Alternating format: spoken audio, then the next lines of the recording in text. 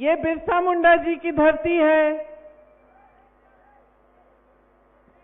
रघुनाथ महतो की धरती है, राजा जगन्नाथ धल की धरती है, सिंधो कान्हो की धरती है।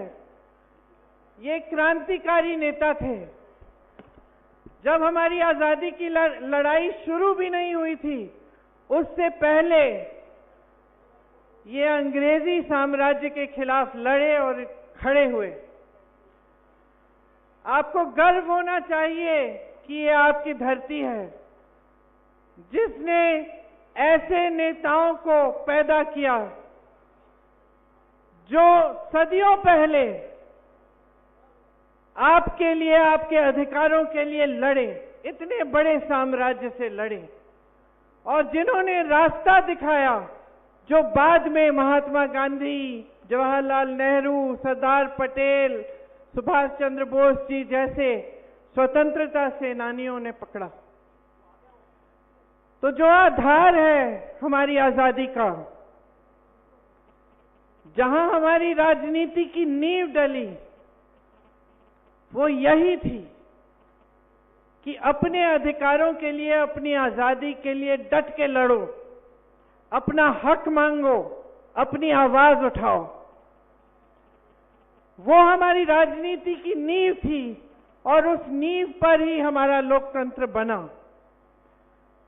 हमारा लोकतंत्र, हमारा संविधान हमारी रक्षा करता है। आपने बहुत मंचों पे सुना होगा कि तमाम नेता आते हैं, संविधान की बात करते हैं।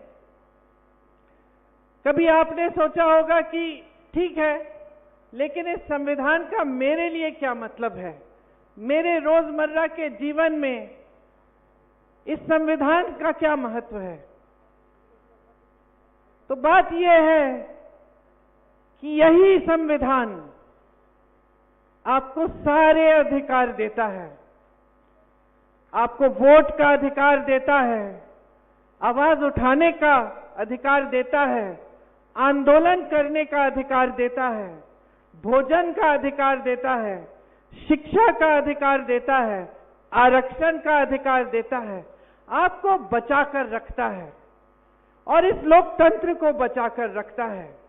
कल अगर लोकतंत्र ही नहीं बचेगा तो जब आपके लिए कोई संघर्ष या कोई संकट आपके जीवन में आता है, आप आवाज कैसे उठाओगे? जब आपको कुछ बदलाव चाहिए तो आप उस बदलाव को लाएंगे कैसे? आज बड़ी बड़ी समस्याएं हैं जनता के सामने। सबसे बड़ी समस्याएं महंगाई और बेरोजगारी। आप मेरे साथ सहमत है कि नहीं? क्या ये सबसे बड़ी समस्याएं हैं आज की, है कि नहीं? ये सबसे बड़ी समस्याएं हैं। आज बेरोजगारी चरम पर है। 45 सालों में इतनी बेरोजगारी नहीं रही। 70 करोड़ नौजवान इस देश में बेरोजगार हैं। और आज वो जमाना नहीं रहा बहनों और भाइयों कि हम बच्चों को बड़े करते थे, जैसे ही बड़े हो जाते थे मजदूरी में या खेती में लगा लेते थे। आज वो जमाना नहीं है। आज जो बेरोजगार नौजवान खड़ा है वो शिक्षित है, क्योंकि हर एक माँ बाप ने, हर एक परिवार ने, चाहे कितनी भी दूर दराज गांव का हो, चाहे कितने भी गरीब परिवार का हो, उन्होंने कोशिश की है कि अपना बच्चा शिक्षित बने, अपनी बेटी शिक्षित बने, ताकि अच्छा रोजगार मिले और भविष्य उज्जवल हो। ये सही बात है कि नहीं? मेरी बहनें बैठी हैं, आज आप चाहती हैं कि अपनी बच्चियां भी शिक्षित हो ताकि बड़ी होकर अपने पैरों पे खड़ी हो पाए। आज वो जमाना नहीं है कि शिक्षित नहीं करते हम अपने बच्चों को। तो आज जितनी भी जनता, जितने भी नौजवान बेरोजगार हैं, तमाम शिक्षित हैं। किसी ने बीटेक किया है, किसी ने बीएससी किया है, किसी ने एमएससी किया है, लेकिन रोजगार नहीं मिल रहा। ये बहुत बड़ी समस्या है हमारे देश के लिए, क्योंकि हमारे देश में, पूरे विश्व भर में हमारा ही एक देश है जिसमें सबसे ज्यादा नौजवान हैं। तो हमारी वर्क फोर्स भी बहुत मजबूत है। अगर इन सब नौजवानों को रोजगार मिलता तो हम मजबूती से चाइना जैसे देशों का मुकाबला कर पाते मैन्युफैक्चरिंग में और वर्कफोर्स में। आज वो परिस्थितियां नहीं है। तो ये एक सबसे बड़ी हमारी समस्या है। दूसरी सबसे बड़ी समस्या क्या है आज? महंगाई। मेरी बहनें बैठी हैं, हर चीज महंगी हो गई है। सरकार की नीतियों ने जीएसटी डाल डाल कर आपकी कमर तोड़ दी है। आप आज दुकान जाती हैं, 5 चीजें खरीदने जाती हैं, उनमें से 2 खरीद के वापस आएंगी। आज बच्चों की फीस देनी पड़ती है, या कोई बीमार पड़ जाता है परिवार में, घबराहट होती है कि किस तरह से करेंगे। ऐसी समस्याएं जो पैदा हो जाती हैं गरीबी से, बेरोजगारी से, ऊपर से महंगाई भी है, किस तरह से आप सामना कर रहे हैं समझ में नहीं आता। हर चीज के लिए आपको संघर्ष करना पड़ रहा है। आप महिला हैं तो आप मजदूरी भी करेंगी, सब कुछ काम करने की कोशिश करेंगी, फिर भी आप घर आके काम करेंगी, घर में सबकी परवरिश करेंगी, सबका खाना देखेंगी, सफाई देखेंगी, सब कुछ आप देखती हैं, फिर भी आपको कोई राहत नहीं मिली है महंगाई से। आप किसान हैं तो आप खेती से कमाई नहीं कर पा रहे हैं क्योंकि हर चीज पे जीएसटी है, पेट्रोल डीजल महंगा हो चुका है, हर तरफ से संकट ही संकट है। मिडिल क्लास के हैं तो ये नहीं है कि आपका जीवन भी बड़े आराम से चल रहा है। बेरोजगारी, महंगाई का खूब इफेक्ट आपके जीवन पे भी है, आप भी आगे नहीं बढ़ पा रहे हैं। और जितने बड़े बड़े संस्थान थे, जितने सरकारी कारोबार थे जिससे एक स्थायी रोजगार मिलते थे, वो भी लगभग सारे आस्ते आस्ते करके अपने बड़े बड़े खरबपति मित्रों को मोदी जी ने और मोदी जी की सरकार ने सौंप दिए हैं। तो रोजगार आएगा कहां से? आपने अपने यहां ही देखा है एचईसी का, किसी ने मुझे यहां आते आते बोला इसको बचाइए। अब ये खड़ा किया गया आपके लिए और आज इसको कमजोर करके लगभग बंद होने के कगार पे है। सालों के लिए किसी को सैलरी नहीं मिली है। मोदी जी श्रेय लेते हैं। जब चंद्रयान 3 जाता है, मोदी जी श्रेय लेते हैं, उनकी फोटो खिंचती है, छपती है। और जिसने उसके लिए सारा काम किया, जिन इंजीनियरों ने काम किया, जिन्होंने स्टील बनाया, उनका क्या होगा? उनको आप सैलरी तक नहीं दे रहे हैं, उनके बारे में आप पूछ नहीं रहे हैं। तो जब मैंने शुरुआत की अपने भाषण की, तो मैंने अपनी राजनीति की नींव की बात की, लोकतंत्र की नींव की बात की। क्यों? क्योंकि आज जो राजनीति देश में हावी है वो सच्ची राजनीति नहीं है बहनों और भाइयों, वो सिर्फ सत्ता लेने के लिए है। और जो राजनीति इस देश में सालों के लिए चल रही थी, जिनके आपने मिसाल देखे, पंडित जवाहरलाल नेहरू ने जो जो स्थापित किया, आपके रांची में भी जितने बड़े इंस्टीट्यूट, जितनी चीजें स्थापित की, ये क्यों की? इंदिरा गांधी ने अगर देश सेवा की, देश के लिए शहीद हुई, 33 गोली खाई, देश के लिए क्यों किया? राजीव गांधी शहीद हुए, क्यों हुए? और सिर्फ मैं अपने परिवार के बारे में नहीं कह रही हूं, बहुत ऐसे नेता रहे। मनमोहन सिंह जी को देखिए, देश के लिए आजीवन समर्पित रहे, देश को कैसे आगे बढ़ाया, अर्थव्यवस्था को असली मायने से मजबूत किया। वो राजनीति आजकल नहीं चल रही है देश में। आजकल सिर्फ सत्ता को किस तरह से हासिल करना है, किस तरह से बटोर के रखना है। चाहे हमें जहां पे चुनाव जीतकर कोई और पार्टी जीत गई है और सरकार बन गई है, चाहे हमें उस सरकार को धन बल से तोड़ना हो, उसके विधायकों को खरीदना पड़े, 100-100 करोड़ देके खरीद लेते हैं, सरकार गिरा लेते हैं, लोकतंत्र के बारे में सोचते ही नहीं, जनता ने किसको चुना वो सोचते ही नहीं, कुछ भी कर लेते हैं सत्ता के लिए। चाहे फिर आपके मुख्यमंत्री की तरह मुख्यमंत्रियों को चुनाव से पहले जेल में डाल देते हैं, फर्जी मुकदमे डाल के, फर्जी बयान लेके जेल में डाल देते हैं, क्योंकि ताकि वो ठीक से लोकतंत्र के तहत चुनाव न लड़ पाए। या फिर कांग्रेस पार्टी के खाते बंद कर देते हैं कि एक पैसा खर्च ना पाए, ताकि वो भी चुनाव ठीक से लड़ ना पाए। सारी ऊपरी राजनीति है, ये हल्की है। आज हमारे प्रधानमंत्री आपके सामने आते हैं तो महंगाई का शब्द उनके मुंह से नहीं निकलता, बेरोजगारी का शब्द मुंह से नहीं निकलता। पूरी दुनिया में सबसे ज्यादा बेरोजगारी, और आप प्रधानमंत्री हैं, इतना बड़ा पद है, इतना तो आदर कर लीजिए जनता की कि इस बारे में बात तो करें। 10 सालों से सरकार चला रहे हैं, क्या बातें करते हैं आपके सामने आकर कि कांग्रेस पार्टी एक्सरे मशीन लाएगी, आपके मंगलसूत्र चुराएगी। गुजरात में तो इन्होंने कह दिया कि अगर आपके 2 भैंस हैं तो कांग्रेस पार्टी आपकी 1 भैंस चुरा लेगी। तो जहां जहां मैं जाती हूं बहनों, जहां जहां मैं जाती हूं मैं कहती हूं अपने भैंस बांध दो, मैं आ गई हूं। वो अलग बात है कि अगर मुझे खींचनी पड़े तो खींच आएगी भी नहीं मेरे साथ। तो बात ये है, हम हंस रहे हैं, हम हंस रहे हैं, लेकिन ये हंसने वाली बात नहीं है, ये दुख की बात है।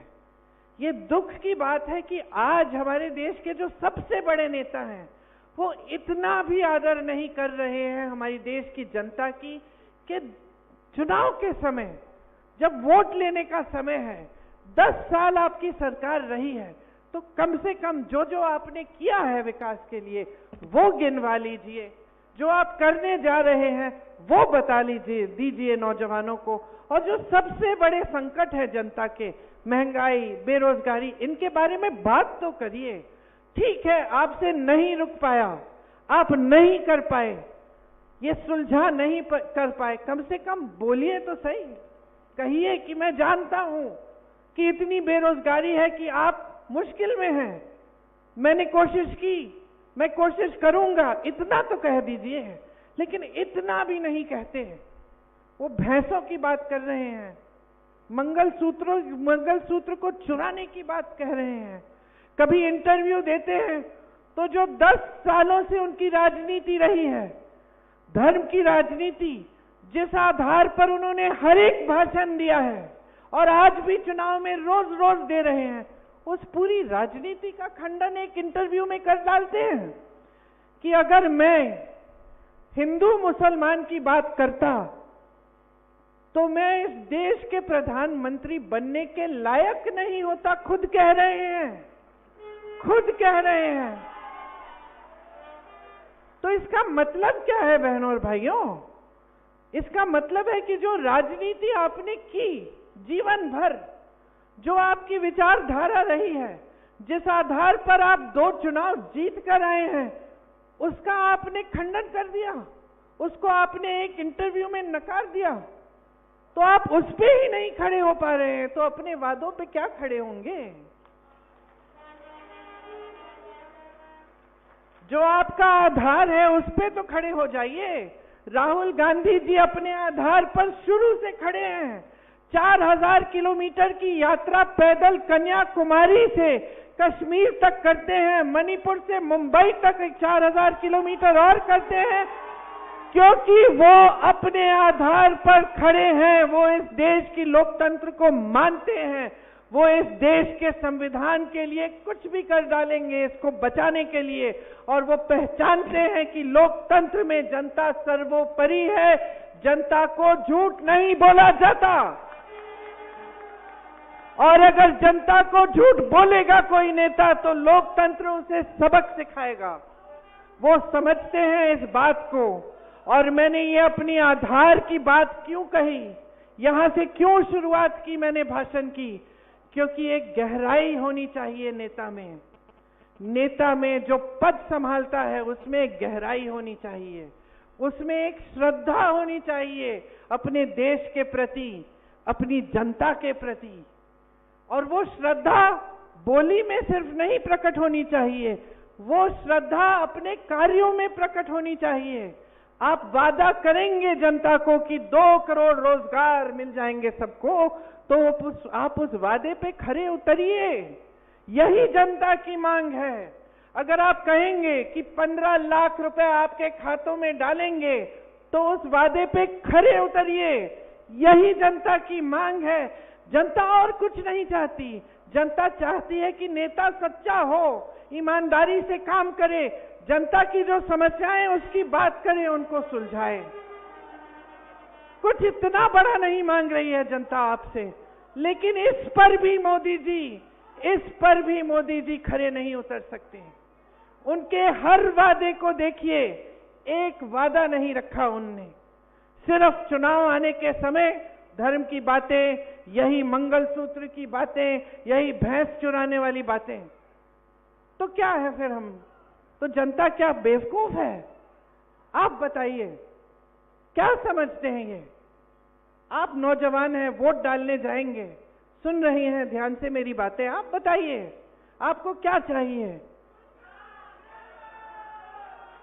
आपको चाहिए एक राजनीतिक पार्टी और एक नेता जो आपकी गहराइयों को समझे, जो लोकतंत्र का आदर करे और जो दिन रात आपके लिए काम करे, आपकी समस्याओं को हल करने के लिए। यही चाहिए ना?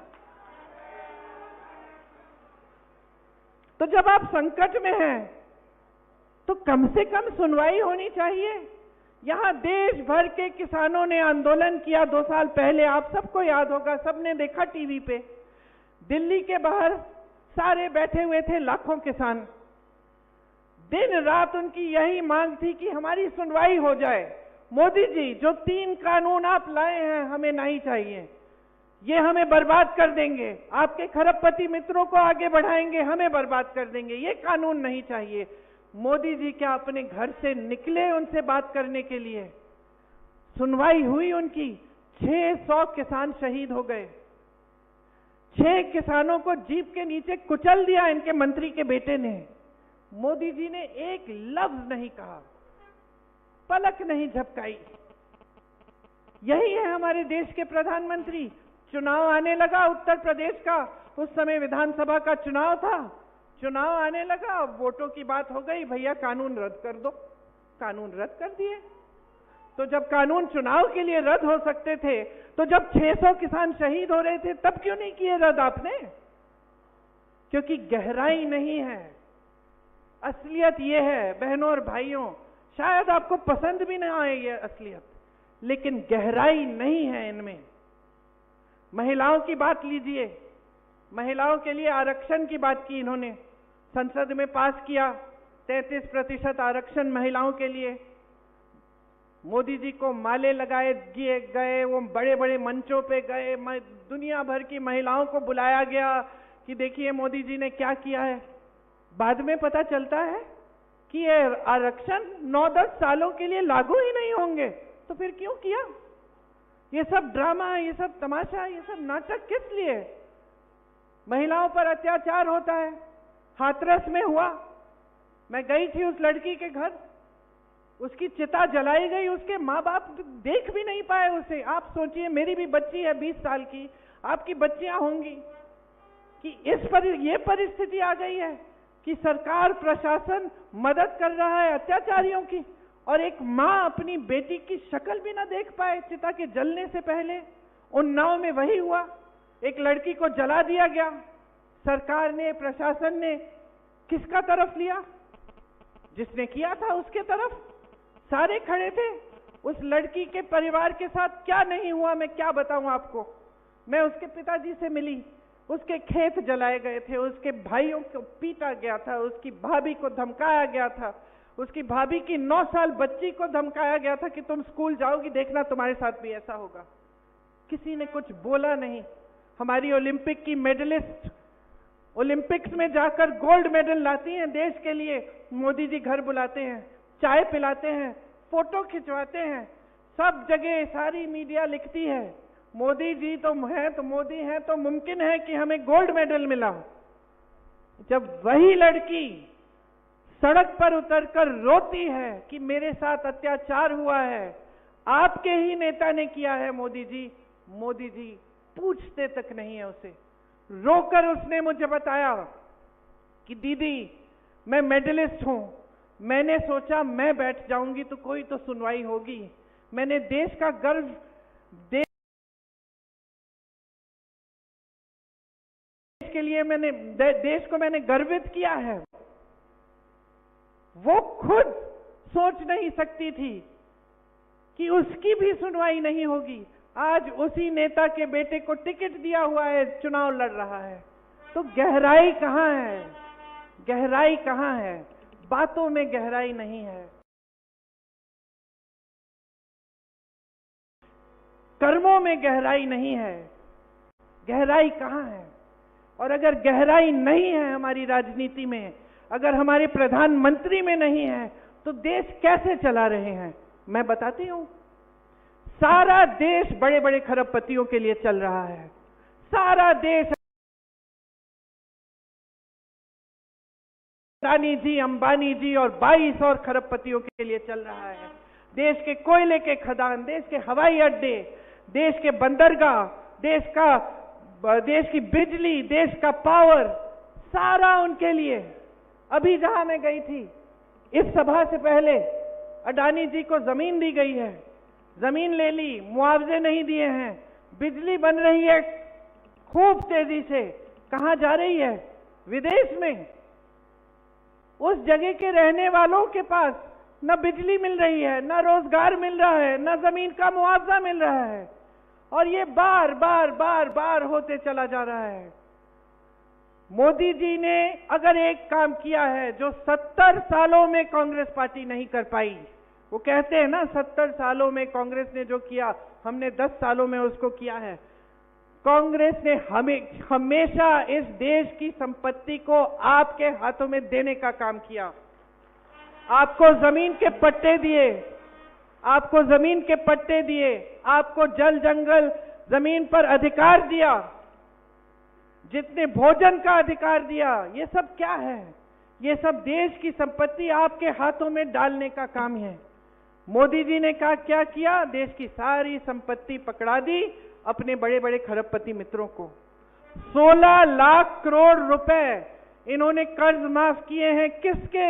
इन 22 खरबपतियों के, जिनके पास पहले से हजारों करोड़ हैं।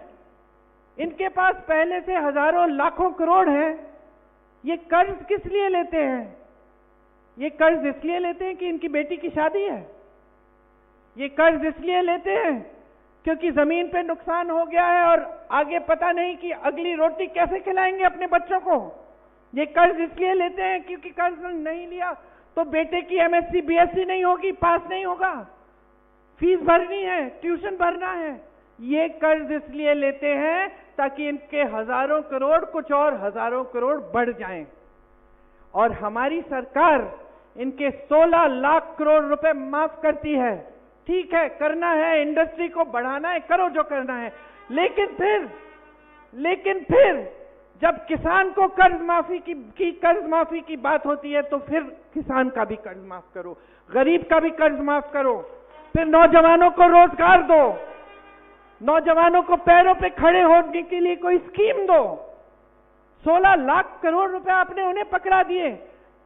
देश में किसान 10,000, 50,000, 1 लाख रुपए के लिए आत्महत्या कर रहा है और आप चुप हैं।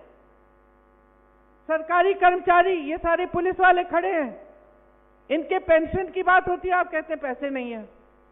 पुराने पेंशन के लिए पैसे नहीं है भाई और बहनों।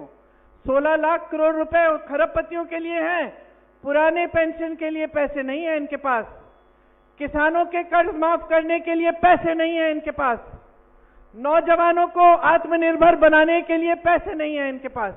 बड़े बड़े G20 के इवेंट्स करने के लिए हैं। मोदी जी चमके, ऐसे लगे जैसे दुनिया के सबसे बड़े नेता हैं, इसके लिए पैसे हैं। नया सांसद भवन बनाना है, उसके लिए 20,000 करोड़ रुपए हैं। लेकिन गन्ने का बकाया देना था उसी समय, कोविड से पहले 15,000 करोड़ रुपए का, उसके लिए पैसे नहीं थे। मोदी जी के 2 हवाई जहाज 16,000 करोड़ रुपए के खरीदने के लिए पैसे थे, लेकिन गन्ने के 15,000 करोड़ के बकाये के लिए पैसे नहीं थे। तो समझ लीजिए, हल्के हैं, अपने लिए सब कुछ बटोर रहे हैं, सत्ता, संपत्ति। एक और काम किया मोदी जी ने और उनकी पार्टी ने जो कांग्रेस कभी नहीं कर पाई। 10 सालों में भाजपा को इस दुनिया की सबसे अमीर पार्टी बना दिया। कांग्रेस पार्टी को भ्रष्ट कहते हैं बहनों और भाइयों, कांग्रेस पार्टी को भ्रष्ट कहते हैं ना, हर सभा में जाके हम भ्रष्ट हैं, हमारे सारे साथी भ्रष्ट हैं, सबके बारे में।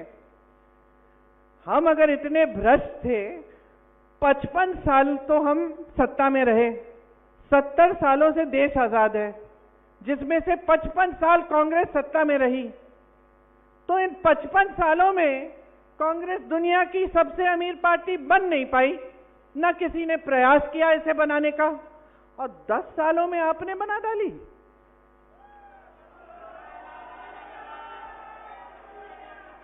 तो मैं आप सबसे पूछना चाहती हूं कि ये पैसे आए कहां से? एक रिपोर्ट आई है जिसमें स्पष्ट लिखा है इन्होंने 60,000 करोड़ रुपए खर्चे हैं सिर्फ अपने पार्टी पे। मुझे याद नहीं है कि कितने सालों में। ये पैसे कहां से आए? ये हमारे इतने ईमानदार नेता जो रो के आपके सामने कहते हैं कि मैं भ्रष्टाचार के खिलाफ अकेले लड़ रहा हूं, इसीलिए ये सब मेरे पीछे पड़े हुए हैं। अच्छा, तो देश के इतिहास में, देश के पूरे इतिहास में कोई ऐसी, किसी प्रधानमंत्री ने ऐसी स्कीम नहीं निकाली जैसी इन्होंने निकाली, इलेक्टोरल बॉन्ड की स्कीम, जिसमें जो चंदा देगा उसका नाम गुप्त रहेगा। बहुत ईमानदार हैं। बताइए, आपको किसी से चंदा लेना है तो आप छुप के लेंगे? अगर ईमानदार हैं तो छुप के लेंगे कि सबके सामने लेंगे? मंदिर के लिए जब चंदा इकट्ठा करने आते हैं कि छुप के आते हैं, सबके सामने आते हैं? मंदिर के लिए है, दीदी चंदा दे दो, हम लोग देते हैं चंदा, है कि नहीं? तो अगर ईमानदारी का काम है तो आप सबके सामने लो, छुपाने की क्या बात है? इन्होंने क्या किया? स्कीम निकाल दी इलेक्टोरल बॉन्ड, सब नाम गुप्त रहेंगे। जब न्यायपालिका ने देखा कि भाई ये तो गलत स्कीम है, इसमें तो भ्रष्टाचार होगा, सूची निकालो, तो सूची निकालते हैं। अब मोदी जी क्या कहते हैं कि देखिए, मैंने तो सबसे ईमानदारी की स्कीम निकाली, सारी सूची पारदर्शी है, सार्वजनिक कर दी। अरे आपने थोड़ी की है, तो न्यायपालिका ने मजबूर करा के कराया आपसे। ठीक है, सूची निकलती है, सुन लीजिए, जिसपे छापा मारा उससे चंदा लिया, छापे बंद। जिसपे मुकदमे लगाए, चंदा लिया, मुकदमे ठंडे बस्ते में। जिसने गुजरात का वो पुल बनाया जिसपे से सारे लोग गिर के, सैकड़ों लोग बह गए, पानी में मर गए, उनसे चंदा लिया मोदी जी की पार्टी ने। आपको वैक्सीन लगी वैक्सीन, किस किस को लगी? सबको वैक्सीन लगी, दो, मुझे भी। वैक्सीन बनाने वाली कंपनी से 52 करोड़ रुपए चंदा लिया। आज हम सब घबरा रहे हैं कि भाई इस वैक्सीन में क्या था, क्योंकि एक नई रिपोर्ट आई है कि वैक्सीन लेने से कुछ लोगों को एकदम भयानक से वो हो सकते हैं और वो मर सकते हैं। आज हम घबरा रहे हैं। मोदी जी ने कौन सी वैक्सीन ली ये मुझे नहीं मालूम, लेकिन हमको तो दिलवा दी 52 करोड़ रुपए चंदा लेके, है कि नहीं? तो आप सब कुछ कर रहे हैं, आप सरकारें गिरा रहे हैं, सामने, सबके सामने मीडिया आपकी वाहवाही कर रहा है रोज रोज। क्यों? क्योंकि इस देश में 97% मीडिया की कंपनी बड़े बड़े खरबपतियों की है, इसलिए हम लोग टीवी चलाते हैं, यही दिखता है कि वाह वाह वाह वाह, अर्थव्यवस्था इतनी तेजी से आगे बढ़ रही है, मोदी जी ने वो काम कर डाले हैं जो किसी ने नहीं किए।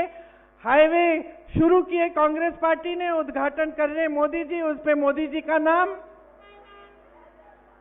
हर चीज, आधी चीजें, ये जो राशन मिलता है आपको 5 किलो, समझ लीजिए, इसकी गहराई समझिए, इसकी गहराई समझिए। ये 5 किलो राशन देना मोदी जी की मजबूरी है, क्योंकि कांग्रेस पार्टी भोजन का अधिकार लाई थी आपके लिए। भोजन का अधिकार का मतलब है कि हर गरीब परिवार को, कोई भी सरकार आए जाए, उसको राशन देना पड़ेगा। इसीलिए मोदी जी से आपको राशन मिलता है, उनकी मजबूरी है, कानूनी अधिकार है आपका। अपनी फोटो चेप ली, ये मीडिया वालों ने कह दिया कि ये तो मास्टर स्ट्रोक है मोदी जी का, सबसे बड़ी मोदी जी की स्कीम है, लो देखो। और हम सब मान गए, क्योंकि हम जो टीवी में देखते हैं हमें लगता है कि सच ही होगा, है कि नहीं? लेकिन समझ लीजिए, आज जो टीवी में दिख रहा है वो सच्चाई नहीं है, सच्चाई नहीं है। आज इस देश की सच्चाई ये है कि बड़े बड़े खरबपति, वो भी सारे नहीं 22, आगे बढ़ते चले जा रहे हैं, और इस देश का गरीब, इस देश का मिडिल क्लास, इस देश का अधिकारी, इस देश का किसान, इस देश का मजदूर, इस देश का जवान पीछे होता जा रहा है, गरीब होता जा रहा है। अग्निवीर जैसी स्कीम लाते हैं, 4 साल सेना में भर्ती हो जाओ, शहीद हो जाओगे तो फिक्र मत करो, पेंशन नहीं मिलेगा शहादत के लिए, शहीद का दर्जा भी नहीं मिलेगा, वापस घर जाना होगा 4 साल बाद सेना में भर्ती होके, तो बेरोजगार हो जाओगे, फिर से नौकरी ढूंढना शुरू करो। ये है इनकी स्कीम बेरोजगारी के खिलाफ को सुलझाने के लिए, ये है इनकी स्कीम। तो या तो आप गहराई में समझ लीजिए, ये देश देखिए बहुत विविध देश है। इस देश में हर धर्म, हर जाति, हर संस्कृति के लोग रहते हैं। अब चुनावी मंच पर आके सारे नेता आपको ये 3 शब्द तो बोलते होंगे जरूर, जल, जंगल, जमीन। मोदी जी भी बोलेंगे आएंगे तो, लेकिन इसका मतलब क्या है? क्या ये समझते हैं? इनकी नीतियों में दिख रहा है? नहीं दिखता। जहां मौका मिला है वहां बड़े बड़े खरबपतियों को आपकी जल, आपके जमीन और आपके जंगल सौंप दिए हैं, आपके अधिकार सौंपने जा रहे हैं। संविधान को बदलने की बात करते हैं, वही संविधान जो आपको बचा के रखता है, जो आपकी संस्कृति को बचाता है, जो आपके धर्म को बचाता है, वही संविधान बदलने चले हैं जो आपके आरक्षण को बचाता है, आपके अधिकार को बचाता है। कल को आंदोलन भी नहीं कर सकोगे आप। मैंने खुद देखा है जहां इनके प्रदेश है, उत्तर प्रदेश में देखिए, महिलाओं ने एक आंदोलन किया, अध्यापक थी वो, आंदोलन किया कि हमारा वेतन बढ़ाओ, उनको पीटा गया, उन पे रासू का कानून डाल के उनको जेल में डाल दिया कि देशद्रोही हो तुम। तो क्या ये चाहते हैं हम पूरे देश में? गहराई से जो इन चीजों को समझता है वो सिर्फ चुनाव के समय अपने मुंह से ही नहीं बोलता। अगर जल, जंगल, जमीन के प्रति आदर है, आपकी संस्कृति के प्रति आदर है, तो इंदिरा गांधी को देखिए, मैं उनकी पोती हूं। मुझे रात को जब सुलाती थी तो मुझे समझाती थी, आदिवासियों की कहानियां बताती थी, बड़े बड़े आदिवासी नेताओं के बारे में बताती थी कि कैसे ये जो हमारा मूल समाज है वो आप ही से शुरू हुआ। इंदिरा गांधी जी को देखो, जिन्होंने आपको पट्टे दिए, जिन्होंने आपको अधिकार दिए, जिन्होंने संविधान में आपके अधिकारों को मजबूत करने का काम किया। तो जब नेता गहरा होता है तो सिर्फ मंच पर खड़े होकर बोलता नहीं है, वो गहरी नीतियां बनाता है आपकी भलाई के लिए, आपको आगे बढ़ाने के लिए। तो ऐसी राजनीति चाहते हैं आप, या फिर आप ऐसी राजनीति चाहते हैं जो आप टीवी पे देखें कि सब अच्छा हो रहा है, आपके जीवन में ना उतरे, आपका जीवन वही का वही, आपकी कोई तरक्की नहीं हो रही है, आप आगे बढ़ नहीं रहे हो, आपका यहाँ HEC है, कितने संकट में है, आपको वेतन नहीं मिल रहा है, लेकिन आप किसी मीडिया वाले से पूछेंगे, सब कहेंगे कि भाई देश की तो बहुत तरक्की हो रही है, अर्थव्यवस्था तो बहुत मजबूत हो रही है, यहाँ तो सब खुशहाल हैं, आदिवासी खुशहाल हैं, किसान खुशहाल हैं। लेकिन ये सच्चाई नहीं है। सच्चाई आप जी रहे हो तो जाग जाओ। आपकी जागरूकता ही इस लोकतंत्र को बचा सकती है, आपकी जागरूकता ही इस संविधान को बचा सकती है। और आज इस देश में सबसे बड़ा आक्रमण आपकी जागरूकता पे है। मैं आपको ये नहीं कहने आई हूं कि वोट दो, मैं ये कहने आई हूं कि जागरूक बनो। अगर आज मैं आपको कांग्रेस पार्टी की गारंटी गिना दूंगी, मैं बता दूंगी, और मैं आपको ये भी कह सकती हूं कि कांग्रेस पार्टी ने क्या नहीं किया इस देश में। IIM, ITI, इसरो, DRDO, अपना आपका HEC, कुछ भी ले लीजिए, कहीं भी देखिए, बड़े बड़े हाईवे सब कांग्रेस पार्टी ने किए, सब बनाए। इन्होंने कितने IIT बनाए, कितने IIM बनाए, कितने बनाए, जो कितने एम्स बनाए? तो मैं आपको अभी गिनाऊंगी कि हमारी गारंटी क्या है। मैं आपको इसका प्रमाण भी देती हूं कि ये हमारी गारंटी है और हमने इन प्रदेशों में इनको लागू किया है, ताकि आप देखें, जागरूक बने। मैं कह रही हूं, राजस्थान में 25 लाख का हमने हेल्थ इंश्योरेंस दिया, स्वास्थ्य बीमा, 25 लाख तक सबका इलाज मुफ्त था। पता करिए, सच बोल रही है कि नहीं? फोन लगाइए किसी को राजस्थान में, पता करिए ये सच है कि वहां पे जो कांग्रेस की सरकार थी उन्होंने ऐसा किया। कर्नाटका में महिलाओं के खाते में 2000 रुपए हर महीने जा रहे हैं। फोन करके पता करिए, कर्नाटका में कोई साथी है, पता करिए क्या ये प्रियंका गांधी जो बोल के गई है वो सच है कि नहीं है। जब पता चलेगा कि हाँ ये वाकई सच है तो अपना वोट दीजिए।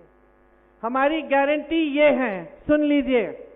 नौजवानों के लिए, जो स्नातक पास नौजवान हैं, उनके लिए जो पहली नौकरी है बड़े बड़े सरकारी कारोबारों में, वो मिलेगी। 1 लाख रुपए सालाना बनेंगे। आप अपना हुनर बनाओगे, हुनर बनाने के बाद पहली नौकरी मिलेगी, हुनर बनाओगे, उसके बाद स्थायी नौकरी मिलेगी।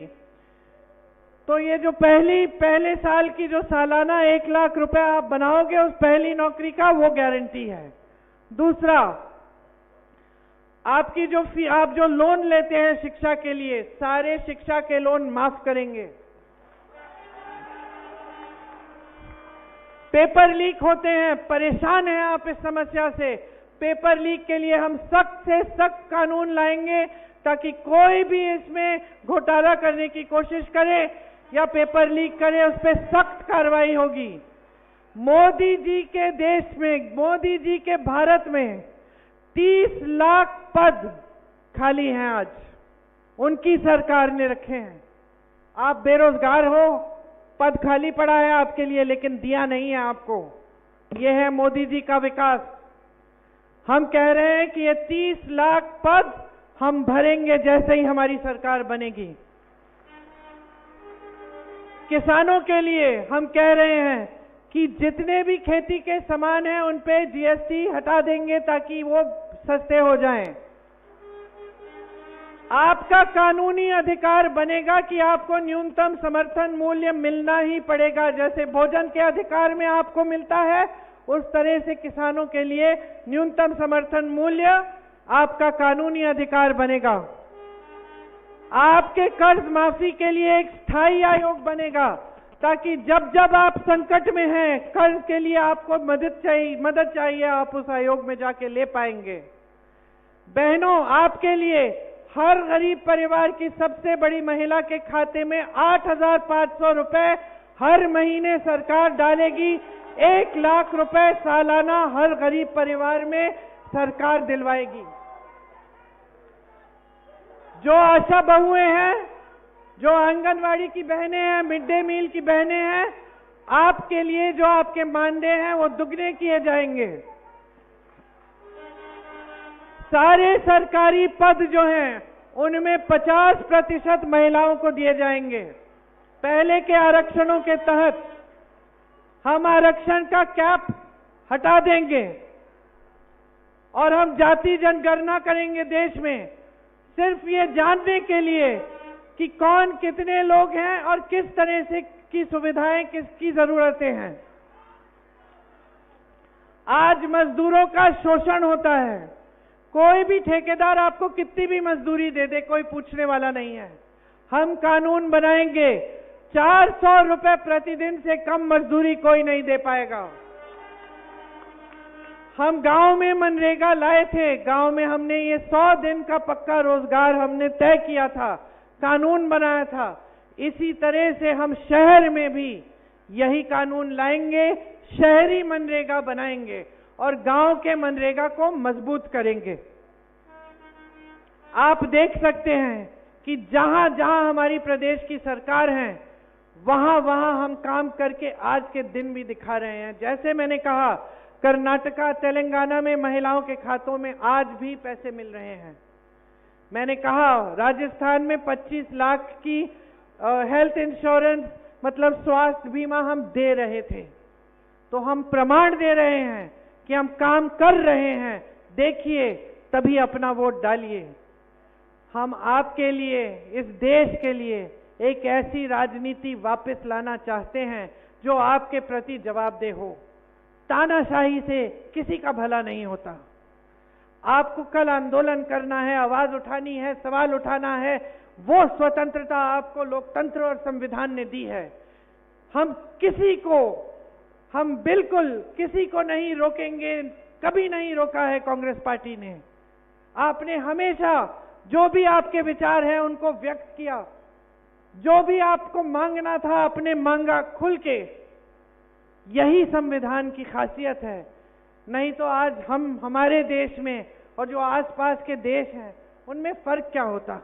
पाकिस्तान को देखिए, अन्य देशों को देखिए, वो यहां तक आ ही नहीं पाए जहां भारत आया। और भारत क्यों आया इतनी दूर, इतना मजबूत क्यों बना? क्योंकि हमारे देश में लोकतंत्र स्थापित है।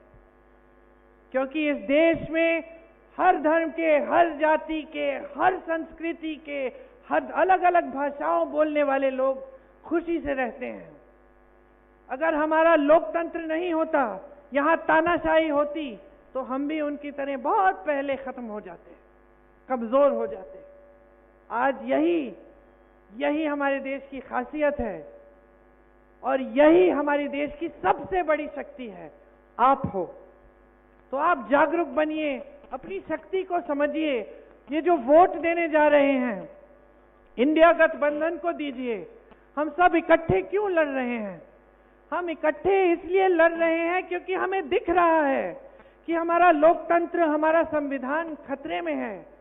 इसलिए अनेक पार्टियां इकट्ठी हुई हैं अपने देश को बचाने के लिए, अपने लोकतंत्र को बचाने के लिए।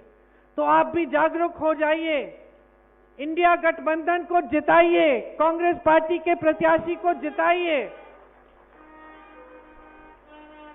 क्योंकि अंत में ये देश आपका है। ये जिम्मेदारी आपकी बनती है। हम नेता कितना भी चीखें चिल्लाएं, लेकिन अंत में ये देश आपका है। आपके पूर्वजों ने इस देश की आजादी के लिए अपना खून बहाया है। हमारे पूर्वजों ने बहाया है, आप जानते हैं। तो ये देश आपका है, इसको संभालना आपका काम है, आपकी जिम्मेदारी है। बाकी हम आपके लिए दिन रात समर्पित हैं। हम इस देश के लिए, इस देश के संविधान को बचाने के लिए समर्पित हैं। आंच नहीं आने देंगे, चाहे मोदी जी हो या चाहे कोई भी आए, लेकिन हम इस देश के संविधान पर आंच नहीं आने देंगे। इस देश को लोकतंत्र को हम दुर्बल नहीं होने देंगे। यही सब बातें आपसे कहनी थी। आप सबने बहुत ध्यान से सुनी। मैं आपकी बहुत बहुत आभारी हूं। मुझे बहुत खुशी है कि हमारी जो प्रत्याशी हैं, एक महिला है और 27 साल की है, sorry I said your age in front of everyone, और नौजवान महिला हैं। और ये देख के मुझे हमेशा गर्व होता है जब मेरी एक बहन खड़ी हो जाती है और संविधान के लिए लड़ रही है।